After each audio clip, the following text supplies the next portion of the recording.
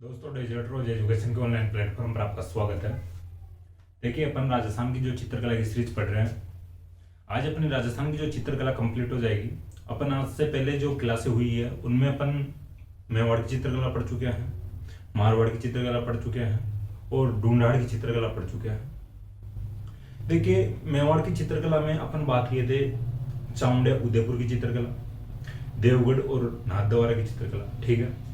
फिर इसके बाद में अपन बात किए थे मारवाड़ चित्रकला की। मारवाड़ की चित्रकला में अपन ने बात किए थे जोधपुर चित्रकला, बीकानेर चित्रकला, जैसलमेर चित्रकला, नागौर चित्रकला, अजमेर चित्रकला और किशनगढ़ चित्रकला शैलियों की बात किए थे, ठीक है।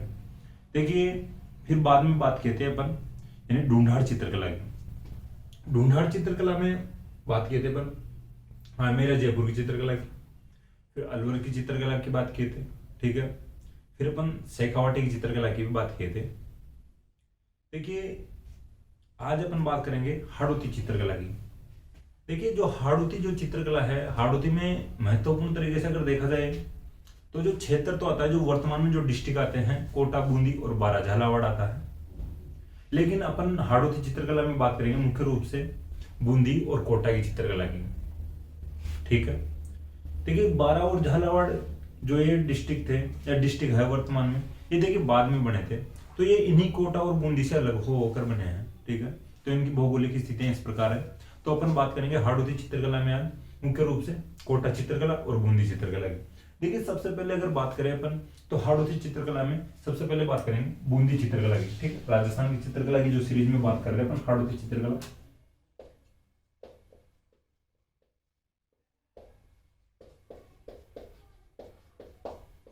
ठीक है। हाड़ौती चित्रकला के अंतर्गत अपन बात करेंगे सबसे पहले बूंदी चित्रकला की,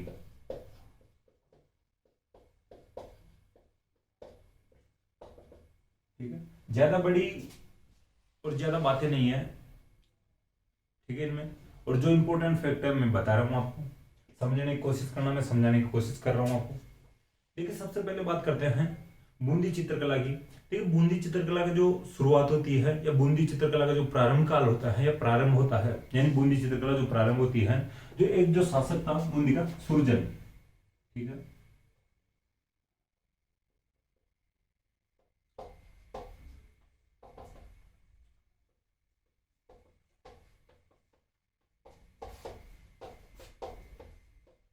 बूंदी चित्रकला प्रारंभ होती है सुरजन के समय में, ठीक है। सुरजन के समय में बूंदी चित्रकला प्रारंभ होती है। देखिए, सुरजन, थोड़ा ध्यान रखना, ये अकबर के समकालीन था, ठीक है। अकबर के समकालीन था। वैसे अपन बात करें तो अकबर का जब जो हल्दीघाटी युद्ध हुआ था, उसके वो थोड़ा बड़ा युद्ध था, ठीक है, राजस्थान में। और उसके बाद में 1585 तक युद्ध हुए थे। लेकिन अकबर के समय से थोड़े राजस्थान में शांति व्यवस्था स्थापित होती है। और फिर जो राजा जो थे राजस्थान के, इन्होंने थोड़ी कलात्मक गतिविधियों पर ध्यान दिया था। तो इस प्रकार से ध्यान रखना, बूंदी में भी इस समय सुरजन था। सुरजन जो बूंदी यानी अकबर के समकालीन था। और बूंदी चित्रकला जो प्रारंभ होती है सुरजन के समय में प्रारंभ होती है। देखिए, फिर इनके बाद में बात करते हैं जो नेक्स्ट जो शासक हुए थे, शत्रुसाल, ठीक है। देखिए, शत्रुसाल ने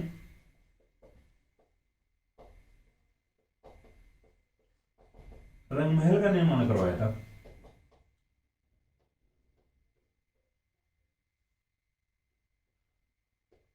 ठीक है। अब देखिए भाई, ये थोड़ी इसका जो कंस्ट्रक्शन वाला जो डिपार्टमेंट आ गया एक प्रकार से, तो कंस्ट्रक्शन का काम आ गया। लेकिन जो रंगमहल जो प्रसिद्ध है, चित्रों के लिए प्रसिद्ध है, ठीक है।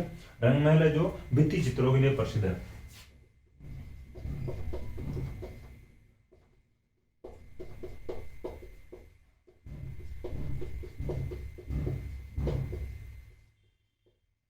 ठीक है, ये थोड़ा ध्यान रखना। ये रंग, इसलिए अपन रंगमहल की बात की है, भित्ति चित्रों की वजह से अपन रंगमहल की बात किया है। शत्रुसाल ने रंगमहल का निर्माण करवाया था। और ये जो रंगमहल है ये अपने भित्ति चित्रों के लिए प्रसिद्ध है, ठीक है। देखिए, अब आगे बात करते हैं अपन उम्मेद सिंह की। जो बूंदी का जो शासक हुआ था अगला, उम्मेद सिंह।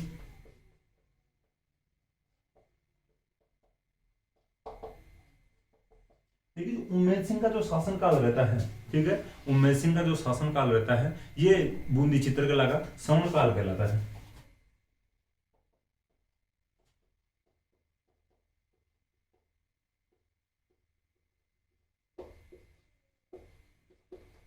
ठीक है। उम्मेद सिंह का जो शासन काल था ये बूंदी चित्रकला का स्वर्ण काल था। ठीक है। देखिए उम्मेद सिंह की बात अगर आपको याद हो तो अपन बात कर चुके हैं, जो मराठों ने भी हस्तक्षेप किया था यहाँ पे बूंदी के जो उत्तराधिकार संघर्ष में, उम्मेद सिंह और दलेल सिंह की बात किए थे और मान सिंह की बात किए थे। ठीक है। तो इस प्रकार से आप थोड़ा ध्यान रखना और पिछली बातों को थोड़ा याद करके ध्यान रखना। ठीक है। तो इस प्रकार से आप बातों को जोड़ोगे तभी ही कुछ समझ में आएगा। ठीक है। तो उम्मेद सिंह की बात करते हैं तो बूंदी चित्रकला का स्वर्ण काल कहलाता है बूंदी जो उम्मेद सिंह का जो शासन काल। देखिए अब और आगे बात करें उम्मेद सिंह की, तो उम्मेद सिंह का एक चित्र बनाया हुआ है, लगभग 1750 ईस्वी के आसपास का चित्र है। ठीक है। 1750 ईस्वी के आसपास का चित्र है, इतना इंपॉर्टेंट नहीं है, ये बात ध्यान रखना कि भाई 1750 वाली। ठीक है। लेकिन फिर भी थोड़ा याद रख लेना अगर रह जाए तो। देखिए उसमें जो उम्मेद सिंह है एक जंगली सुअर का शिकार कर रहे हैं उस चित्र में।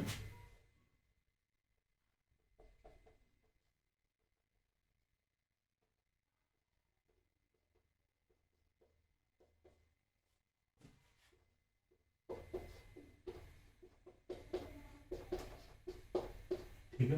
देखिए थोड़े सेंटेंस को समझने की कोशिश करना है, आप लिखने की कोशिश करना कि जो उम्मेद सिंह का एक चित्र है, देखिए चित्रकारों द्वारा बनाया गया था चित्र, लेकिन उसमें जो उस चित्र में उम्मेद सिंह को जंगली सुअर का जो शिकार करते हुए चित्रित किया गया है। ठीक है।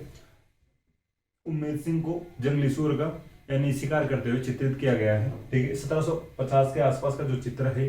देखिए उम्मेद सिंह ने एक चित्रशाला का निर्माण भी करवाया था।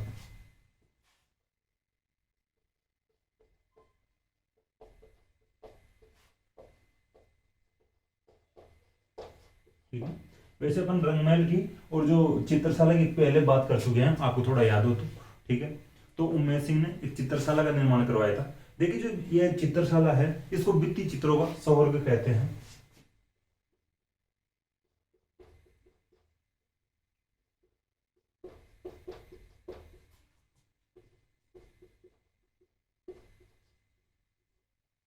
ठीक है। चित्रशाला का निर्माण करवाया था उम्मेद सिंह ने। भाई इसमें बहुत ज्यादा और बहुत सुंदर यानी भित्ति चित्र है, इसीलिए इसको भित्ति चित्रों का स्वर्ग कहा जाता है। तो ये थोड़ा ध्यान रखना, उम्मेद सिंह के द्वारा चित्रशाला का निर्माण करवाया गया था और शत्रुसाल के द्वारा रंगमहल का निर्माण करवाया गया था। दोनों भित्ति चित्रों के लिए प्रसिद्ध है, लेकिन भित्ति चित्रों का स्वर्ग यानी इसको चित्रशाला कहा जाता है। ठीक है। देखिए चित्रकला इंपॉर्टेंट है। बूंदी में जो चित्रकला है बूंदी की, इनके जो उम्मेद सिंह का जो कंस्ट्रक्शन है चित्रकला के मामले में, ये थोड़ा ध्यान रख लेना, ये इंपॉर्टेंट है। वैसे रंगमहल का फैक्ट है जो शत्रुसाल के द्वारा बनवाया गया था। ठीक है। भित्ति चित्रों के लिए प्रसिद्ध है। सूर्यजन के समय जो बूंदी चित्रकला प्रारंभ होती है, जो उम्मेद सिंह का जो टाइम पीरियड है, ये बूंदी चित्रकला का स्वर्ण काल या गोल्डन पीरियड कहलाता है। ठीक है। देखिए इसके बाद में अपन बात करते हैं बूंदी चित्रकला की जो विशेषताओं की। देखिए बूंदी चित्रकला की विशेषता मैं यहाँ पे लिखने की कोशिश करूंगा, आप थोड़ा यहाँ पे समझने की कोशिश करना। ठीक है। देखिए जो बूंदी चित्रकला है इस पर मेवाड़ चित्रकला का यानी मेवाड़ चित्रशैली का प्रभाव दिखाई देता है। ठीक है।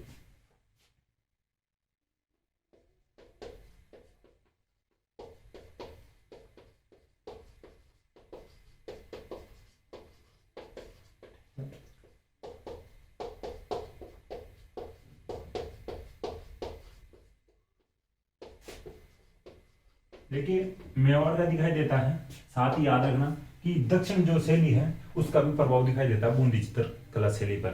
ठीक है। बूंदी चित्रकला पर दक्षिण शैली का और मेवाड़ शैली का प्रभाव दिखाई देता है। देखिए दक्षिण का थोड़ा इसलिए ध्यान रखना क्योंकि जो बूंदी के जो शासक थे या बूंदी के राजा थे वो दक्षिण में दक्षिण के अभियानों में जाते थे मुगलों की तरफ से। ठीक है।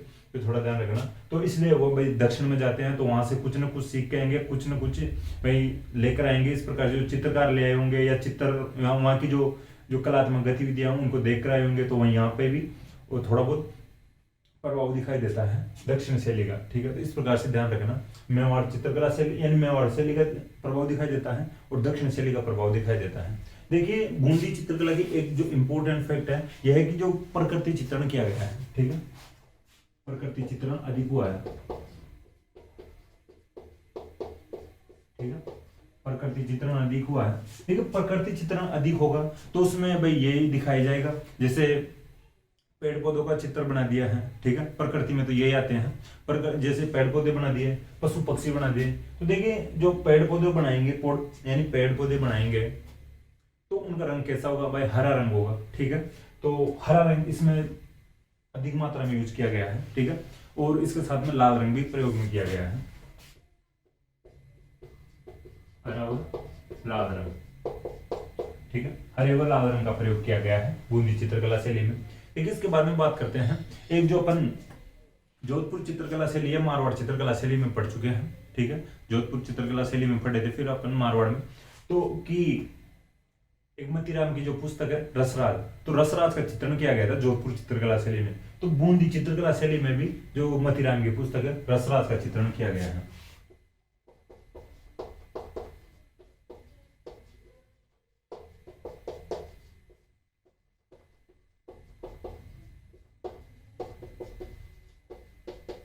ठीक है, मतीराम की पुस्तक रसराज का चित्रण किया गया है बूंदी चित्रकला शैली में। देखिए और बात करें तो जैसे पेड़ पौधों की बात करते हैं, तो इनमें सबसे ज्यादा यानी ध्यान दिया गया था चित्रों में केले और खजूर के पेड़ों का चित्रण किया गया है, ठीक है। केले और खजूर के पेड़ों का चित्रण किया गया है, और जो सरोवर का यानी तालाब का या पौंड का चित्रण किया गया है।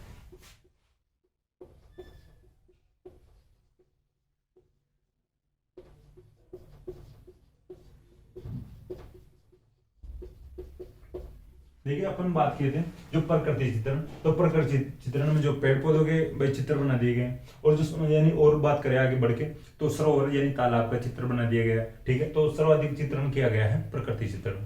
तो ये अपन ने यहाँ तक बात की है, विशेषताओं की बात कर ली। देखिए अब कुछ जो अपन चित्रों की बात यानी चित्रकारों की बात करते हैं, तो एक चित्रकार का कैसा नाम है, तो एक राजा का भी नाम है यहाँ पे बूंदी में, ठीक है। सूरजन यहाँ पे एक शासक का नाम भी है और एक चित्रकार का नाम भी है,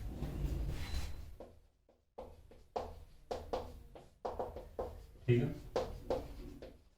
समझ रहे भाई, थोड़ा समझने की कोशिश करना। इधर ये जो विशेषताएं, इधर अपन शासकों की जो बातें किए हैं, यहाँ पे चित्रकारों की बात करें भाई, नीचे आपको दिखाई नहीं देगा, यहाँ पे लिख देता हूँ 3-4 नाम है। देखिए सूरजन थोड़ा इंपॉर्टेंट है, ये थोड़ा नाम ध्यान रखेंगे। सूरजन है यहाँ पे, यहाँ का शासक का नाम है, तो ये भी इस प्रकार से आप ध्यान रख सकते हो कि शासक का नाम भी बूंदी में है सूरजन, और फिर बूंदी में चित्रकार भी सूरजन है, ठीक है। आपको जैसे याद रहे वैसे याद कर लेना। इसके बाद में जो और चित्रकारों की बात करते हैं, अहमद और किशन नामक जो ये 2 चित्रकार भी थे,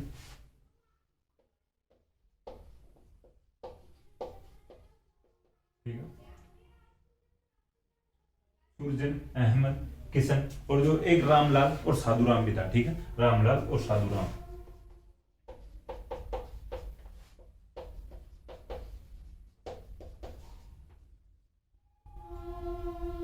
ठीक है। देखिए इधर ये जो विशेषताएं हैं ये थोड़ा ध्यान रखना।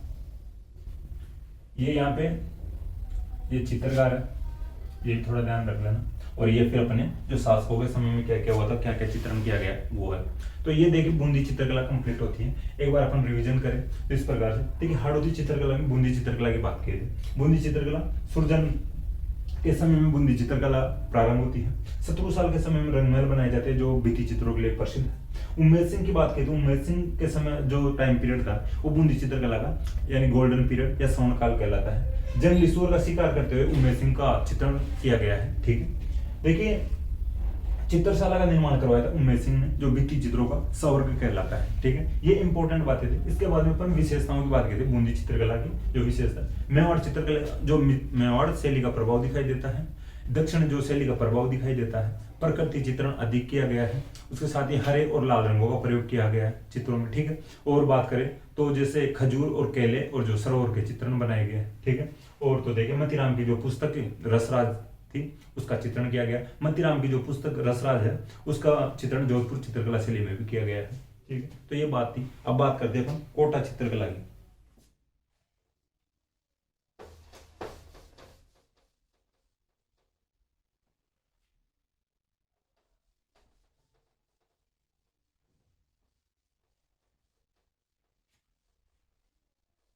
देखिए थोड़ा आजकल डीपली पढ़ा करो, ट्यूशन भी डीपली आते हैं।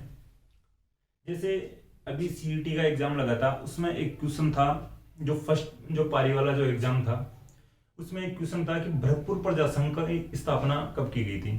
देखिए कुछ जो स्टूडेंट हैं उनको ये पता होता है, यानी वो भरतपुर प्रजा संघ और भरतपुर जो प्रजा मंडल की स्थापना के यानी दोनों को अलग अलग मतलब समझ ही नहीं पाए, और वो भरतपुर जो प्रजामंडल की स्थापना के बारे में सोच लेते हैं क्वेश्चन को देखकर। कुछ लोगों ने किया है भाई, इसलिए बता रहा हूँ। तो वो 1938 करके आते हैं। लेकिन जो भरतपुर प्रजा संघ की स्थापना होती है 10 साल पहले होती है, 1938 यानी 1928 में हुई थी भरतपुर प्रजा संघ की स्थापना। अपन भरतपुर प्रजा मंडल पढ़े थे उस समय, भरतपुर प्रजा संघ में लिखवाया था आपको, अगर आपको ध्यान हो तो देखिए कुछ क्वेश्चन इस प्रकार से बनते हैं, थोड़ा ध्यान रख लिया करो। थोड़ा अंदर से पूछने लगे आजकल, ऊपर ऊपर से क्वेश्चन नहीं बनते हैं। कुछ क्वेश्चन ऊपर से पूछ लेते हैं, लेकिन कुछ अंदर से पूछते हैं, डीपली जाके पूछते हैं क्वेश्चन। ठीक है, एक क्वेश्चन इस प्रकार से था कि जैसे जो झालावाड़ में जो झालरापाटन में जो मेला लगता है, चंद्रभागा जो मेला लगता है, उसने जो ऑप्शन दे रखे थे झालरापाटन और झालावाड़, दोनों ऑप्शन दे रखे थे। तो देखिए उसमें एक पॉइंट के अकॉर्डिंग देखा जाए तो उसमें भाई आंसर आएगा झालरापाटन। जैसे क्वेश्चन बन जाए कि भाई गोविंद देव जी मंदिर कहां पर है, देखिए ऑप्शन देते जयपुर और राजस्थान। तो देखिए जयपुर ही उसमें आंसर आएगा। ठीक है, तो इस प्रकार के जो कुछ और भी क्वेश्चन थे तो आप थोड़ा देख लिया करो, पेपर भी देख लिया करो, और आपको खुद को पता होगा जिन लोगों ने अपने एग्जाम दिया हो। ठीक है, अब बात करते हैं कोटा चित्रकला की।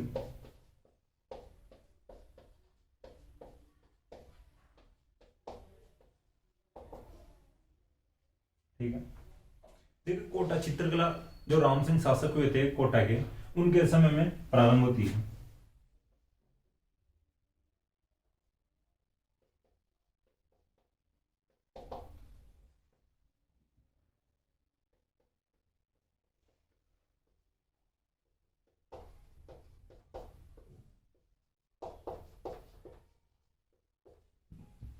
ठीक है, राम सिंह के समय में कोटा चित्रकला प्रारंभ होती है।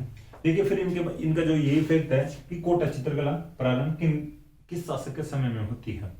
अब बात आती है आगे जो राम सिंह के बाद में भीम सिंह की। देखिए भीम सिंह के समय में वल्लभ संप्रदाय का अधिक प्रभाव था।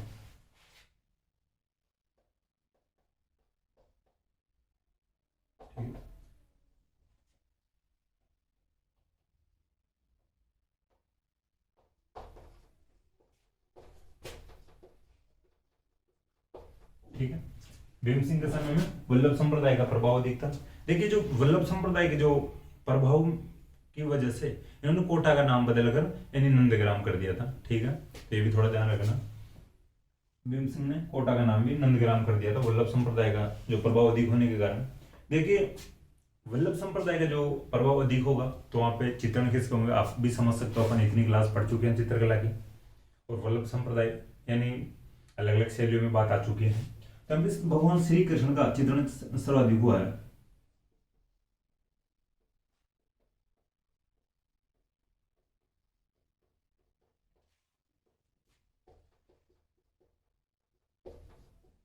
ये देखिए भाई जो एरो का निशान लग रहा है ऊपर, ये सर्वाधिक का है भाई। ठीक है, तो आप समझ जाना भाई वल्लभ संप्रदाय का प्रभाव सर्वाधिक या अधिक था। यहाँ पे मैं सर्वाधिक लिख दिया, श्री कृष्ण का चित्रण सर्वाधिक या अधिक हुआ था यहाँ पे कोटा चित्रकला में भीम सिंह के समय में। ठीक है, देखिए इसके बाद में बात करते हैं आगे जो शासक हुए थे उम्मेद सिंह।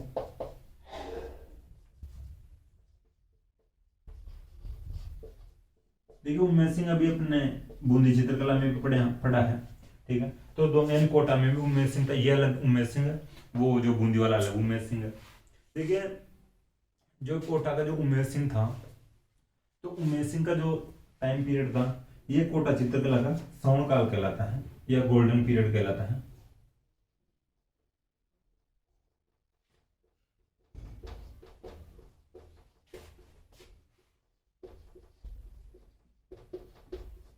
ठीक है, गोल्डन पीरियड या स्वर्ण काल कहलाता है उम्मेद सिंह का जो समय। देखिए इसके बाद ये इतने फैक्टर हैं कोटा जो चित्रकला के। अब बात करते हैं विशेषताओं की, जो कोटा चित्र जो शैली है या कोटा चित्रकला है इसकी विशेषताओं की बात करते हैं। देखिए वल्लभ संप्रदाय का जो यहाँ पे प्रभाव रहा है तो नारी सौंदर्य अधिक होगा। विशेषताओं की बात कर रहे हैं यहाँ पे आप, नारी सौंदर्य का चित्रण किया गया है कोटा चित्रकला में। ठीक है, इसके बाद में अपन बात करें कि कोटा चित्रकला में शिकार के दृश्य या शिकार के दृश्यों का चित्रण हुआ है।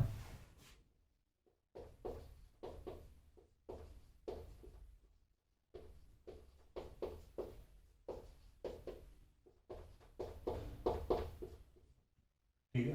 कोटा जो चित्रकला में शिकार के दृश्यों का चित्रण किया गया है। देखिए शिकार के दृश्यों की बात कर लिया अपन ने। शिकार के दृश्य किए गए थे। आपको एक फैक्ट और बताऊं, थोड़ा अंदरूनी फैक्ट है कि जो शिकार के दृश्य बनाए गए हैं ये कहाँ पे बनाए गए हैं। तो अपन ने एक शासक पढ़ा था यहाँ का कोटा का, जालिम सिंह झाला। तो जालिम सिंह झाला की जो हवेली है उसमें शिकार के जो चित्रों का या शिकार के दृश्यों का चित्रण किया गया है। ठीक है। तो आपको तो ऊपर से ये बात तो थोड़ा ध्यान रखनी है, शिकार के दृश्यों का चित्रण कोटा चित्रकला में किया गया है। और थोड़ा सा अंदर जाके अगर बात याद रखना चाहो तो जो शिकार के दृश्य हैं तो जालिम सिंह झाला की हवेली में बनाए गए हैं या चित्रित किए गए हैं। ठीक है। देखिए एक बात और बताऊं कि जो कोटा की जो चित्रकला है, जो कोटा चित्रकला है, चित्रशैली है, इसमें महिलाओं को शिकार करते हुए दिखाया गया है।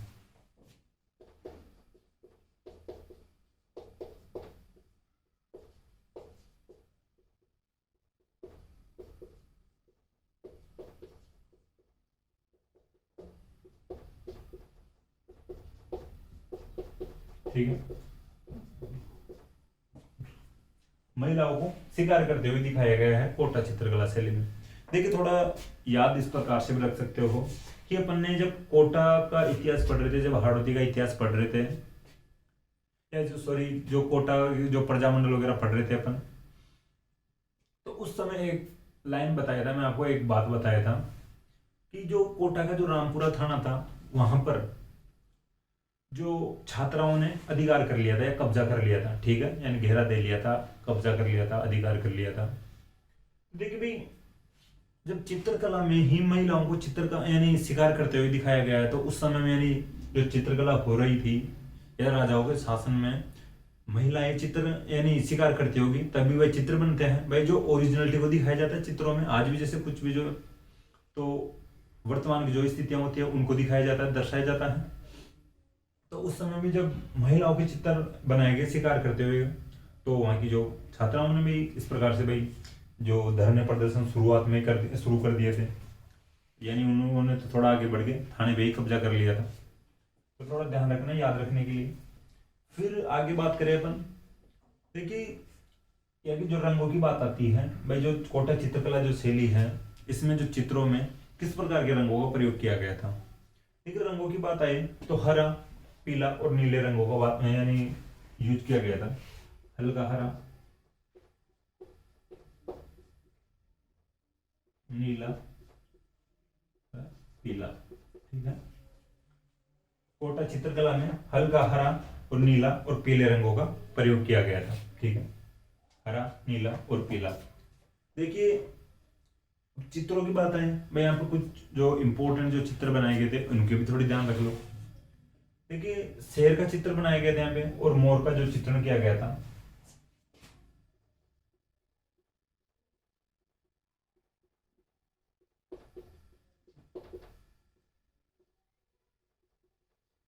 ठीक है। मोर, शेर या सिंह। ठीक है। शेर या सिंह और मोर का चित्रण किया गया था कोटा चित्रकला शैली में। ठीक है। देखिए इसके बाद में अपन बात करते हैं कुछ चित्रकारों की। ठीक है।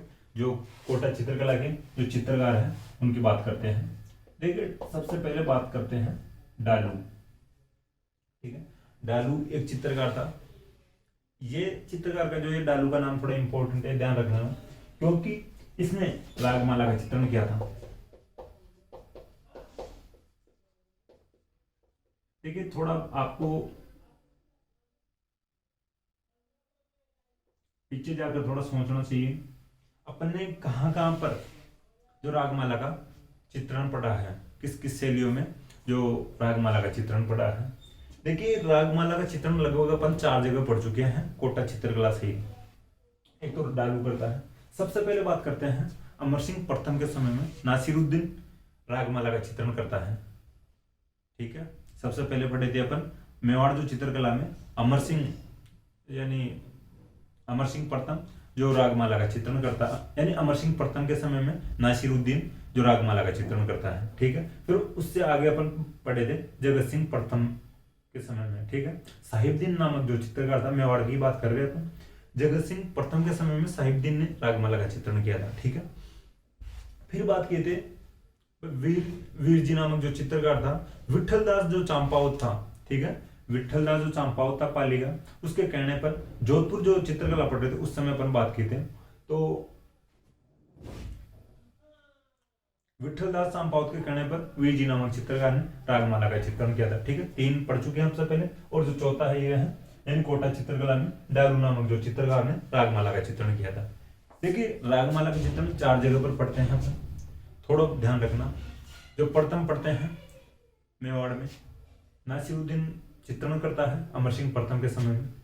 दूसरा भी पढ़ते हैं मेवाड़ में, जगत सिंह प्रथम के समय में पढ़ते हैं, साहिबदीन नामक जो चित्रकार था वो रागमाला का चित्रण करता है। तीसरा पढ़ते हैं अपन जो पाली का विठल दास चांपावत कहता है वीर जी नामक चित्रकार को, विठल दास चांपावत के कहने पर वीर जी नामक चित्रकार रागमाला का चित्रण करता है। और चौथा पढ़ते हैं डारू नामक चित्रकार कोटा चित्रकला में रागमाला का चित्रण करता है। ठीक है, तो इस प्रकार से थोड़ा ध्यान रखना। देखिए, इस प्रकार के फैक्ट तो थोड़े माइंड को डिस्टर्ब करते हैं। ठीक है, तो अगर एक बार बैठ गए ना माइंड में तो फिर कोई दिक्कत नहीं आएगी। ठीक है, आप सीक्वेंस में याद रख सकते हो, अमर सिंह प्रथम, जगत सिंह प्रथम। ठीक है, अमर सिंह प्रथम नासिरुद्दीन, जगत सिंह प्रथम साहिबदीन। ठीक है, फिर जोधपुर की बात आती है तो विठल दास चांपावत के कहने पर वीर जी नामक चित्रकार रागमाला का चित्रण करा। चौथा यानी कोटा चित्रकला या हाड़ौती चित्रकला में आती है कोटा चित्रकला, तो अपन सबसे लास्ट में इसी को पढ़ रहे हैं, तो सबसे लास्ट में डारू नामक चित्रकार ने यानी रागमाला का चित्रण बनाया। ठीक है, थोड़ा ध्यान रखना। इसके बारे में और चित्रकारों की बात करते हैं। रघुनाथ और गोविंद भी कोटा चित्रकला के यानी चित्रकार थे। ठीक है, रघुनाथ और गोविंद, ये भाई इंपॉर्टेंट, भाई डालू इंपॉर्टेंट है जगह, फिर रघुनाथ गोविंद और लच्छीराम और नूर मोहम्मद भी नाम लिख लेना।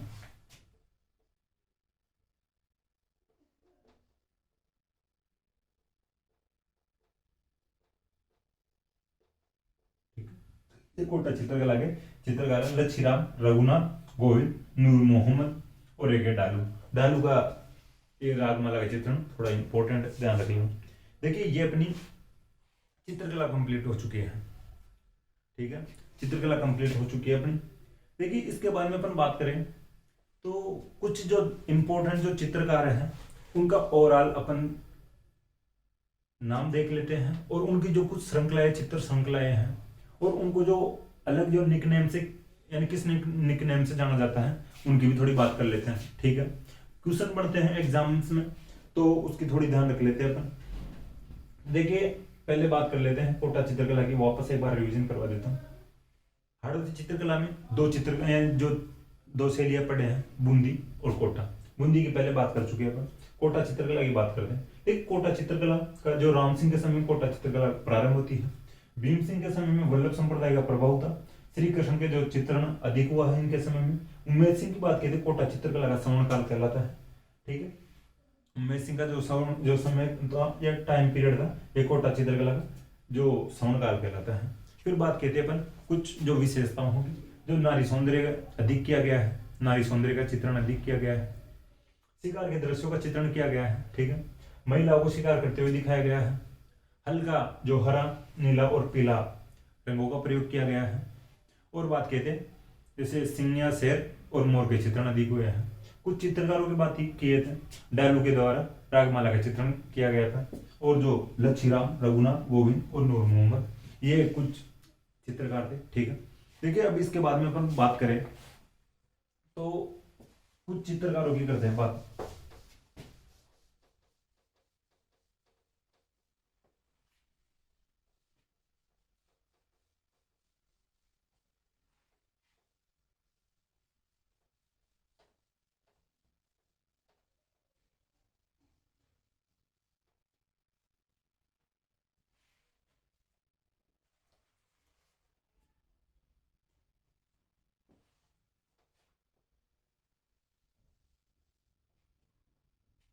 राजस्थान के जो आधुनिक चित्रकारों की बात करते हैं। ठीक है, आधुनिक चित्रकार, देखिए मैं नाम लिखता हूं, आप नाम लिख लेना, और जो मैं फैक्ट बताऊं वो भी लिख लेना।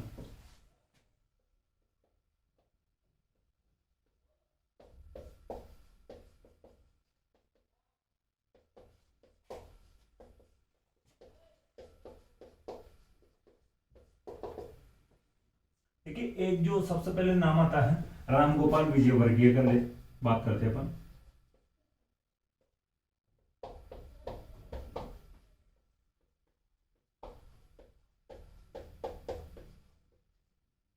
ठीक है, राम गोपाल जी जो चित्रकार थे, आधुनिक चित्रकार हुए हैं। देखिए राम गोपाल विजयवर्गीय के लिए पढ़ने को मिलता है अपने को जो एक फैक्ट मिलता है कि राम गोपाल विजयवर्गीय ने सबसे पहले चित्र प्रदर्शनी लगाना प्रारंभ किया था।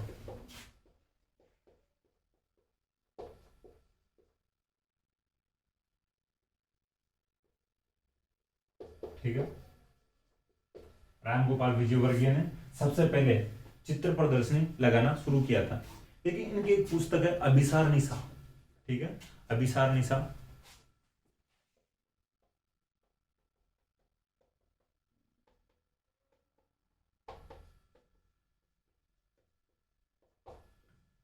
ठीक है, अभिसार निशा राम गोपाल विजयवर्गीय की जो पुस्तक है, और इनके एक गुरु ये थे शैलेंद्र नाथ। ठीक है,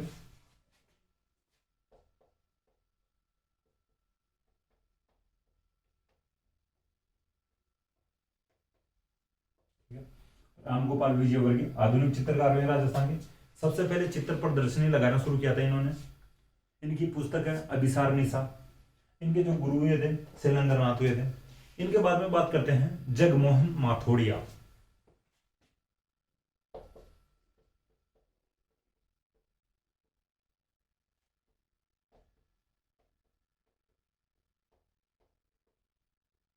ठीक है, जगमोहन माथोड़िया। देखिए इनको चौहान का चितेरा कहा जाता है।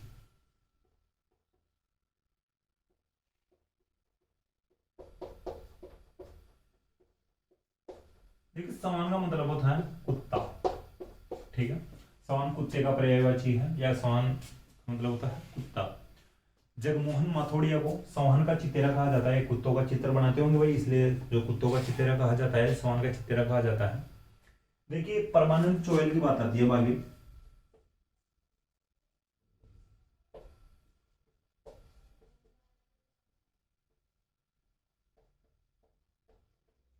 ठीक है, परमानंद चोयल को भैंसों का चितेरा कहा जाता है।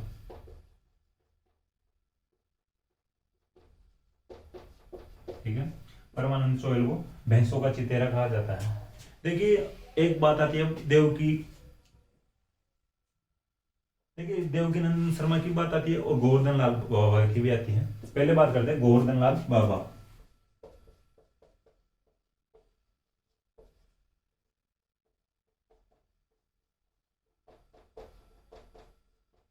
ठीक है, गोवर्धन लाल बाबा की बात आती है। देखिए गोवर्धन लाल बाबा जो ये है भिल जनजाति से संबंधित चित्र बनाते थे। ठीक है,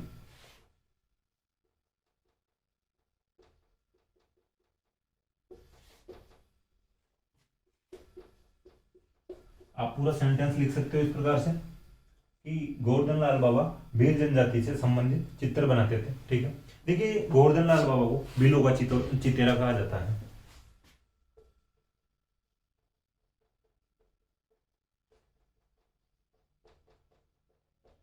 ठीक है, गोवर्धन लाल बाबा भील जनजाति से संबंधित चित्र बनाते थे, और इनको भीलों का चित्र यानी भीलों का चितेरा कहा जाता है। ठीक है, देखिए इनका एक प्रमुख चित्र है। ठीक है, गोवर्धन लाल बाबा का जो प्रमुख चित्र है यानी बारात का चित्र।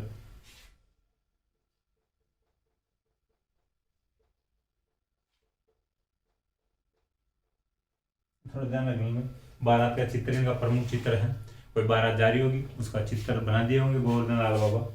बिलो की कोई बारात जा रही होगी, बच्चे नाच रहे होंगे, कूद रहे होंगे, और जो जान जुआरी होती है बारात में उसमें 2-2 बार पैसे ले रहे होंगे। ठीक है, गाँव में होते हुए छोटे बच्चे करते हैं ऐसी हरकतें। तो चित्र बना दिया होगा गोवर्धन लाल बाबा ने। ठीक, इसके बाद में बात करते हैं सौभाग्यमल गहलोत की।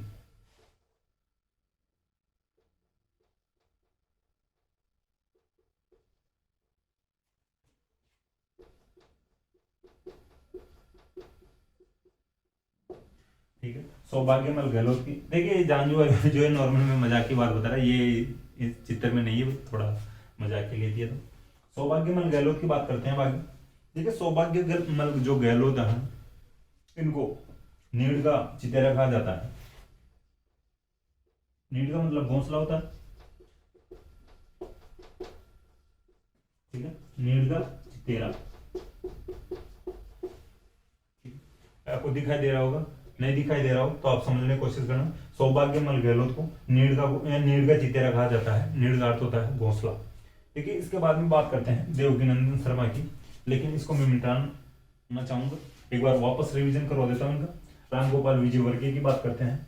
सबसे पहले यानी चित्र प्रदर्शन लगाना शुरू करते हैं। पुस्तक इनकी अभिसार निशा, इनके गुरु थे शैलेंद्र नाथ। ठीक है, क्वेश्चन बन सकता है अभिसार निशा किसकी पुस्तक है? रामगोपाल विजयवर्गीय की। रामगोपाल विजयवर्गीय जो चित्रकार हुए थे, उनके जो गुरु कौन थे? शैलेंद्र नाथ थे। जगमोहन माथोड़िया यानी सवान का चितेरा कहा जाता है। क्वेश्चन बनेगा सवान का चितेरा किसे कहा जाता है? जगमोहन माथोड़िया को कहा जाता है। भैंसों का चितेरा किसे कहा जाता है? परमानंद चोयल को कहा जाता है।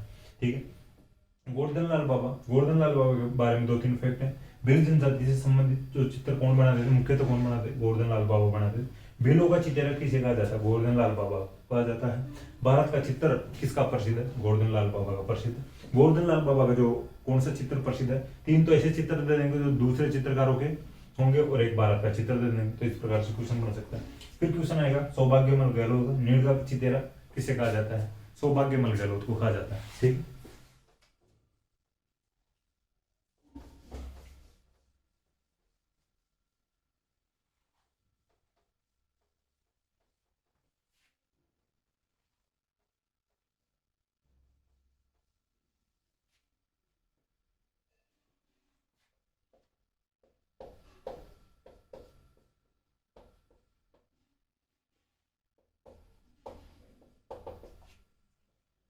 देवकीनंदन शर्मा की बात करते हैं।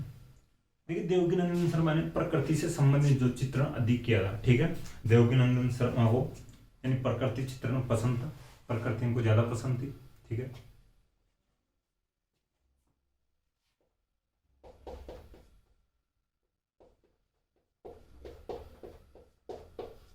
ठीक है, प्रकृति चित्रण अधिक किया था देवकीनंदन शर्मा ने। देखिए, जो प्रकृति चित्रण करने के लिए इनको एक अलग ही उपाधि दी गई है। ठीक है, इनको उपाधि दी गई है master of nature and living arts.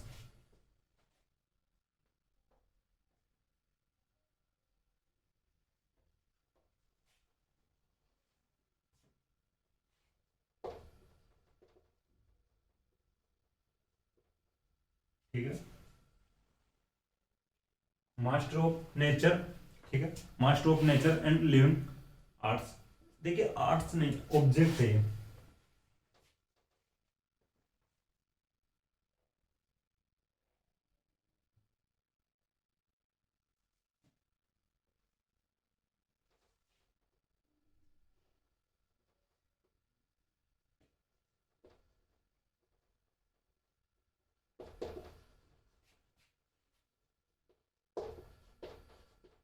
ठीक है, master of nature and living objects, master of nature and living objects कहा जाता है देवकीनंदन शर्मा को। ठीक है, ये आप लिख लेना।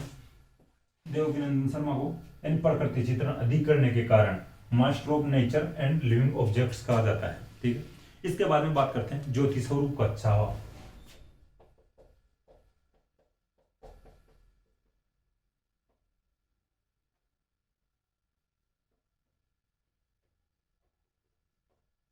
ठीक है, देखिए, ज्योति स्वरूप कच्छावा की बात करें तो इन्होंने जंगल से संबंधित जो चित्रण किया है। ठीक है, जंगल से संबंधित जो चित्रण अधिक किया है।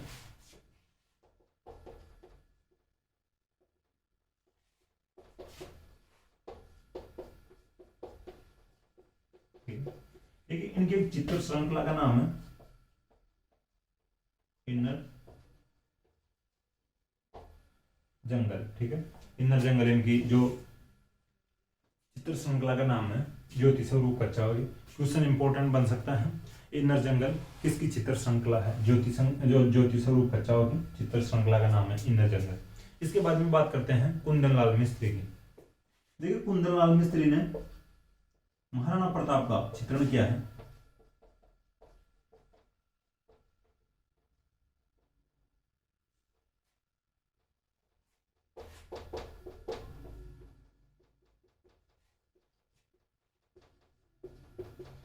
ठीक है, कुंदनलाल मिस्त्री ने महाराणा प्रताप का अधिक चित्रण किया है। देखिए, इनके बाद में राजा रवि वर्मा की बात करना चाहूंगा।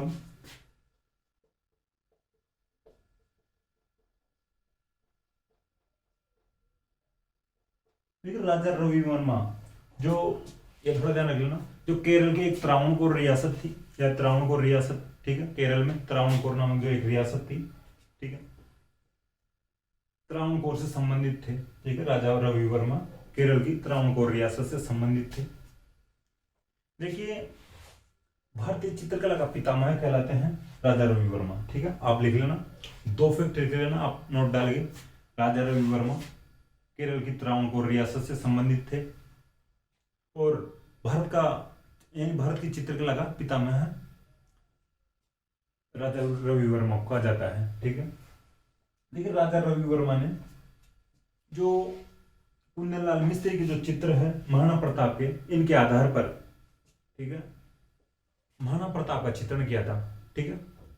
राजा रवि वर्मा ने कुंदनलाल मिस्त्री के जो चित्रों के आधार पर महाराणा प्रताप का चित्रण किया था। तो 2 चित्रकारों के नाम ध्यान रखना, महाराणा प्रताप से संबंधित जो चित्र बनाए थे, एक तो कुंदनलाल मिस्त्री, और कुंदनलाल मिस्त्री के जो महाराणा प्रताप के जो चित्रण थे, या महाराणा प्रताप के चित्र बनाए गए थे कुंदनलाल मिस्त्री के द्वारा, इन चित्रों के आधार पर राजा रवि वर्मा ने भी महाराणा प्रताप का चित्रण किया था। राजा रवि वर्मा केरल की त्रावणकोर रियासत से संबंधित थे और भारतीय चित्रकला का पितामह कहलाते थे राजा रवि वर्मा। इसके बाद में एक जो और चित्रकार की बात कर लेते हैं, 9 हो गए तो 10वां एक लास्ट, भूर सिंह शेखावत।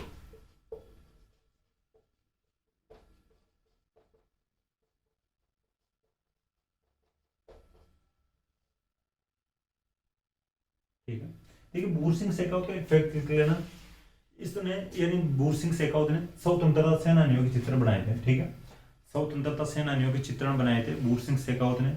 देखिए जो इनके जो चित्र है इनमें राजस्थानी प्रभाव दिखाई देता है, ठीक है, भूर सिंह शेखावत के चित्रों में राजस्थानी चित्र सर्वाधिक दिखाई देता है, ठीक है। एक बार वापस बात करेंगे इनकी, देवकीनंदन शर्मा की बात करते हैं, प्रकृति चित्र में इन्होंने अधिक किया था, master of nature and living objects कहा जाता है देवकीनंदन शर्मा को। ज्योति स्वरूप कच्छाओं की बात करते हैं, इन्होंने जंगल से संबंधित चित्र अधिक किया था, इनकी चित्र श्रृंखला है इनर जंगल, ठीक है। कुंदनलाल मिस्त्री की बात करते हैं, इन्होंने महाराणा प्रताप का चित्रण किया है।